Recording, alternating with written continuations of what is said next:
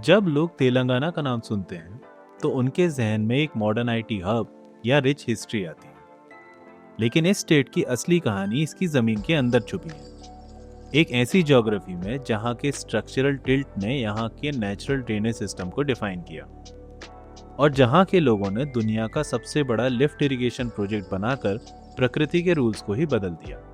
आज के वीडियो में हम इस इंजीनियर्ड लैंडस्केप की गहराई में उतरेंगे और देखेंगे कि कैसे एक वाटर स्टार्व्ड प्लेट्यू ने मॉडर्न साइंस और ह्यूमन एम्बिशन का नया मास्टरपीस बना दिया। Welcome to house my state and this is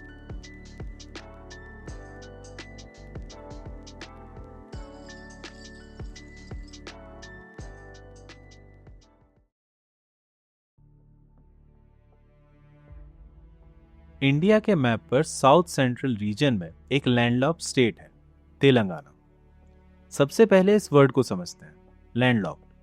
simple words में एक ऐसा लैंडमास जो चारों तरफ से जमीन और दूसरे स्टेट से घिरा हो, जिसका समुद्र से कोई डायरेक्ट कनेक्शन यानी कोई कोस्टलाइन ना हो। 2 जून 2014 को स्टैब्लिश हुआ ये स्टेट टेक्निकली इंडिया का 29th स्टेट है, लेकिन इसकी जियोलॉजी और इसका टोपोग्राफिकल आर्किटेक्चर अरबों साल पुराना है। 1,12,000 स्क्वायर किलोमीटर में फैला ये स्टेट एक classic semi arid landlocked plateau ecosystem का एग्जाम्पल है। सेमी एरिड मतलब एक ऐसा क्लाइमेट जहां बारिश होती तो है, लेकिन इतनी नहीं कि वो डेंस रेन फॉरेस्ट बना सके। ये एक ड्राई, ओपन और सन ड्रेंच्ड लैंडस्केप है। लेकिन इसकी ज्योग्राफिकल आइसोलेशन ही हिस्ट्री में इसकी सबसे बड़ी ताकत रही है, क्योंकि ये कम्प्लीटली लैंडलॉक्ड है। इसके पास कोई कोस्टलाइन नहीं है। इसका डायरेक्ट प्रॉफिट ये हुआ कि हिस्ट्री में समंदर के रास्ते आने वाले इन्वेशंस या ओशनिक स्टॉर्म्स और बड़े साइक्लोनिक लैंडफॉल्स ने इस रीजन को कभी तबाह नहीं किया। ये जमीन एक नेचुरल इनलैंड फोर्ट्रेस की तरह सेफ रही। इस आइसोलेशन ने एक इन्वर्ट लुकिंग एग्रेरियन इकोनॉमी को जन्म दिया और एक ऐसा कल्चरल ब्लेंड बनाया जिसे हम गंगा जमनी तहजीब कहते हैं। आज यही सेंट्रल लोकेशन तेलंगाना को नॉर्दर्न प्लेन्स और सदर्न पेनिनसुला के बीच का सबसे बड़ा लॉजिस्टिकल और ट्रांजिट हब बनाती है। इसके नॉर्थ में महाराष्ट्र, नॉर्थ ईस्ट में छत्तीसगढ़, वेस्ट में कर्नाटका और साउथ और ईस्ट में आंध्र प्रदेश है। लेकिन इस स्टेट की कहानी इसकी बॉर्डर से नहीं, इसके पत्थरों से शुरू होती है। अगर हम तेलंगाना की जमीन के नीचे झांक कर देखें तो हमें अर्थ का सबसे स्टेबल फाउंडेशन मिलेगा, जिसे जियोलॉजिस्ट पेनिनसुलर नाइसी कॉम्प्लेक्स और धारवा क्रेटन कहते हैं। सुनने में ये टर्म्स कॉम्प्लेक्स लगते हैं। क्रेटन धरती के क्रस्ट का वो पुराना और सुपर स्ट्रॉन्ग कोर हिस्सा होता है जो बिलियंस ऑफ ईयर्स से हिला नहीं है, और नाइसी कॉम्प्लेक्स उन ancient highly compressed crystalline rocks को बोलते हैं जो इसका बेस बनाती है।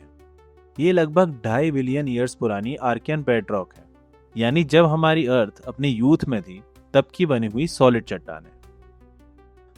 जब हम हैदराबाद की सड़कों पर या उसके आउटस्कर्ट्स में घूमते हैं तो जो बड़े बड़े गोल पत्थर हमें दिखते हैं, जियोलॉजिस्ट उन्हें ग्रेनाइटिक इंसलबर्ग कहते हैं। इंसलबर्ग एक जर्मन वर्ड है जिसका मतलब होता है आइलैंड माउंटेन, यानी जब फ्लैट जमीन पर अचानक से एक अकेला पहाड़ जैसा बड़ा पत्थर समंदर के टापू की तरह खड़ा दिखे। वो पत्थर इस 2.5 बिलियन साल पुराने बेडरॉक का डायरेक्ट एविडेंस है। ये जियोलॉजिकल स्टेबिलिटी बहुत बड़ा रोल प्ले करती है, क्योंकि ये सॉलिड क्रेटन है। यहाँ जमीन के नीचे कोई एक्टिव फॉल्ट लाइंस या टेक्टोनिक क्रैक्स नहीं है। इसका मतलब है एक्सट्रीम साइज्मिक सेफ्टी, यानी बड़े अर्थक्वेक्स आने का खतरा लगभग 0। इसी हार्ड स्टेबल ग्रेनाइटिक बेडरॉक की वजह से आज यहाँ मासिव स्काईस्क्रेपर्स और हैवी इंफ्रास्ट्रक्चर खड़ा किया जा सका, जिसने इस रीजन को ग्लोबल आईटी और फार्मास्यूटिकल इंडस्ट्रीज का मैग्नेट बना दिया। लेकिन इस डेक्कन प्लेट्यू पर एक मास्टर वेरिएबल है जो यहाँ की हर चीज कंट्रोल करता है, यहाँ का ऑल्टीट्यूडिनल टिल्ट। इमेजिन कीजिए एक बहुत बड़ी डाइनिंग टेबल जो एक तरफ से थोड़ी उठी हुई हो। एग्जैक्टली वही तेलंगाना का टेरेन है। ये प्लेट्यू एक फ्लैट टेबल की तरह नहीं है। इसका structural tilt north west direction में सबसे ऊंचा है और वहां से साउथ ईस्ट की तरफ एक स्लोप ढलान बनाता है। स्टेट का एवरेज एलिवेशन यानी समुद्र तल से ऊंचाई 500 मीटर ऊपर है और इसका सबसे ऊंचा पॉइंट डोलीगुट्टा पीक मुलुगु डिस्ट्रिक्ट के रिमोट फॉरेस्ट में 965 मीटर्स पर खड़ा है। इस स्लोप इस टिल्ट ने एक बहुत बड़ा नेचुरल चैलेंज क्रिएट किया। क्योंकि जमीन का ढलान ईस्ट की तरफ है, यहाँ का सारा बारिश का पानी ग्रेविटी के साथ तेजी से बहकर निकल जाता है, जिससे ऊंचे इलाकों में हमेशा वाटर स्कार्सिटी यानी पानी की कमी रही। इस वाटर स्कार्सिटी को बैलेंस करने के लिए नेचर ने तेलंगाना को 2 मासिव लाइफलाइंस दी हैं, गोदावरी और कृष्णा रिवर्स। क्योंकि स्टेट के पास हिमालयन रिवर्स जैसा ग्लेशियल मेल्ट वाटर नहीं है, यहाँ का पूरा हाइड्रोलॉजिकल आर्किटेक्चर इन पेनिनसुलर रिवर्स और साउथ वेस्ट मानसून पर डिपेंडेंट है। गोदावरी, जिसे दक्षिण गंगा भी कहते हैं, स्टेट का 79% कैचमेंट एरिया कवर करती है। अब ये कैचमेंट एरिया क्या होता है? Imagine a giant natural funnel. किसी भी इलाके में बारिश का जितना भी पानी बहकर एक सिंगल नदी में आकर जमा होता है, वो पूरा इलाका उस नदी का कैचमेंट एरिया कहलाता है। गोदावरी निजामाबाद डिस्ट्रिक्ट के कंडाकुर्ती के पास एंटर करती है। इसका इमेंस वॉल्यूम इसकी बड़ी ट्रिब्यूटरी से आता है। ट्रिब्यूटरी का मतलब वो हेल्पर रिवर्स या सहायक नदियां जो अपना पानी मेन रिवर में ऐड करती है, जैसे प्राणहिता नदी जो वर्धा और वैनगंगा से मिलकर बनती है, और मंजीरा नदी जो कैपिटल रीजन के लिए पीने के पानी का मेन सोर्स है। साउथ की तरफ आए तो कृष्णा नदी अपना रास्ता बनाती है, जो नारायणपेट डिस्ट्रिक्ट के तांगड़ी से एंटर करती है। इसकी एक बहुत इंपॉर्टेंट ट्रिब्यूटरी है मूसी रिवर, जो अनंतगिरी हिल्स से ओरिजिनेट होकर एक वाइटल हाइड्रोलॉजिकल आर्टरी का काम करती है। पर यहाँ एक ज्योग्राफिकल पैराडॉक्स है। नदियाँ यहाँ की घाटियों में काफी नीचे बहती हैं, जबकि खेती की जमीन प्लेट्यू के ऊंचे हिस्सों पर है। पानी नीचे है, जमीन ऊपर है। इस पैराडॉक्स को सॉल्व करने के लिए तेलंगाना को नेचर के रूल्स तोड़ने पड़े। 12th और 13th सेंचुरी में काकटिया डायनेस्टी को एक बहुत डीप ज्योग्राफिकल कंसेप्ट समझ में आ गया था। यहाँ की एंशिएंट ग्रेनाइटिक रॉक पानी को जमीन के नीचे परकुलेट नहीं होने देती। परकुलेशन का मतलब होता है पानी का मिट्टी के थ्रू जाकर जमीन के अंदर जमा होना, यानी ग्राउंड वाटर रिचार्ज होना। लेकिन ग्रेनाइट एक सॉलिड मार्बल फ्लोर की तरह है। पानी उस पर से बह जाएगा और अंदर एब्जॉर्ब नहीं होगा। इसलिए काकटिया किंग्स ने नेचुरल वैलीज को ब्लॉक करके इंटरकनेक्टेड सरफेस टैंक्स और रिजर्वॉयर्स का एक मासिव नेटवर्क बनाया। रामप्पा और पाखल जैसे लेक्स इसी gravity fed chain of tank system का हिस्सा थे, जहां एक टैंक का ओवरफ्लो ऑटोमेटिकली नीचे वाले टैंक में जाता था। लेकिन मॉडर्न वक्त की ज़रूरतें इससे बहुत बड़ी थीं, और इसलिए जन्म हुआ दुनिया के सबसे एम्बिशियस हाइड्रोलॉजिकल मॉडिफिकेशन का, कालेश्वरम लिफ्ट इरिगेशन प्रोजेक्ट यानी KLIP। अब ये लिफ्ट इरिगेशन क्या होता है? नॉर्मली नदियां ऊपर से नीचे बहती हैं, लेकिन लिफ्ट इरिगेशन में हम जाइंट इलेक्ट्रिक पंप्स का यूज करके पानी को एलिवेटर की तरह नीचे से ऊपर भेजते हैं। इस प्रोजेक्ट ने लिटरली प्लेट्यू के नेचुरल टिल्ट को हरा दिया।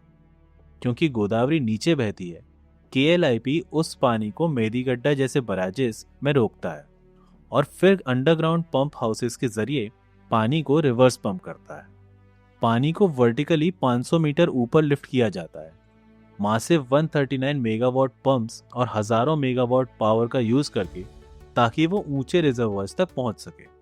इसके अलावा कृष्णा बेसिन पर बना नागार्जुन सागर डैम और गोदावरी पर बना श्रीराम सागर प्रोजेक्ट इस रीजन के ड्रॉट प्रोन प्लेन्स को फर्टाइल लैंड्स में ट्रांसफॉर्म कर चुके हैं।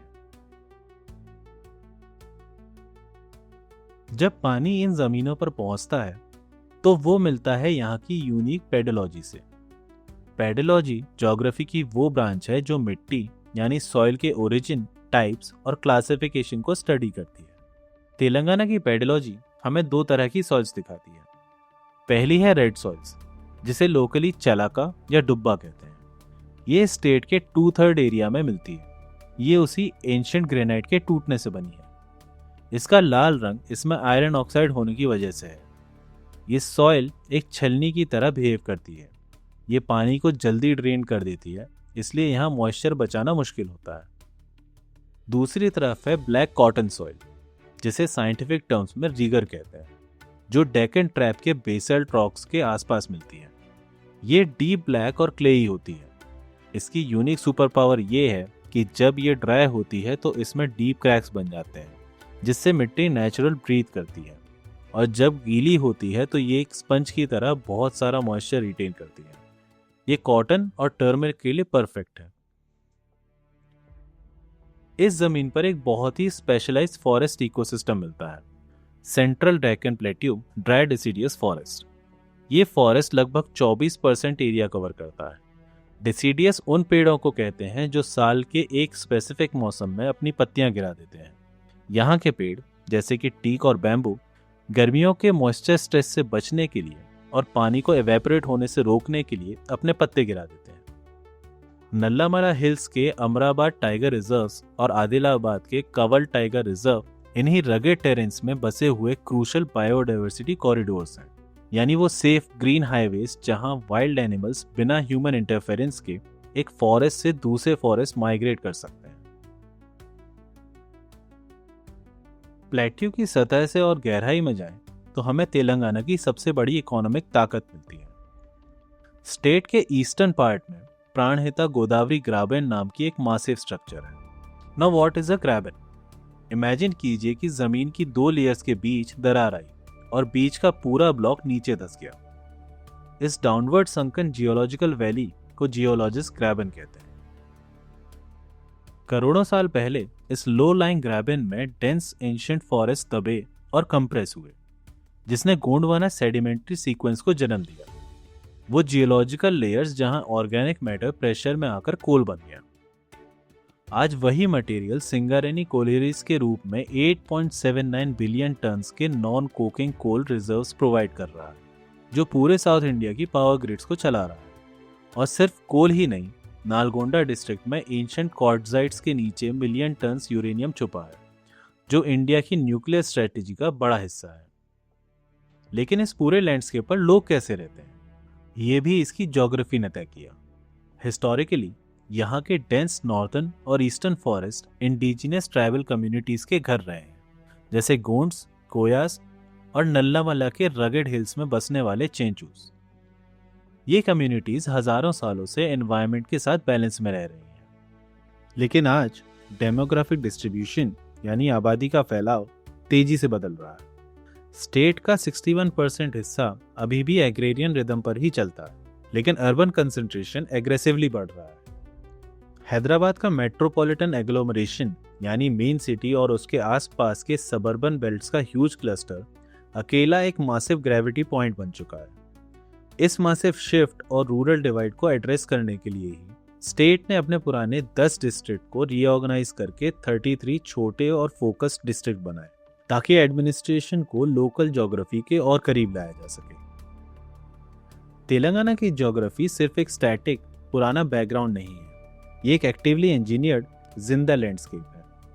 इस स्टेट का एक वाटर स्टार्व्ड ड्राई प्लेट्यू से लेकर एक मॉडर्न एग्रीकल्चरल और इंडस्ट्रियल पावर हाउस बनने का सफर नेचर और ह्यूमन एम्बिशन की कहानी है। यहाँ की जमीन इतनी सख्त है कि उसने दुनिया के सबसे बड़े आईटी हब्स को आधार दिया, और यहाँ के लोग इतने जिद्दी कि उन्होंने नदियों का रास्ता ग्रेविटी के खिलाफ मोड़ दिया। ये पैराडॉक्सिस का स्टेट है, ये स्ट्रगल, सर्वाइवल और अल्टीमेट मास्टरी की कहानी है। This is Telangana. Next video में हम बात करेंगे तेलंगाना से जुड़े हुए एक और इम्पोर्टेंट टॉपिक के बारे में। Thank you for watching. फिर मिलते हैं।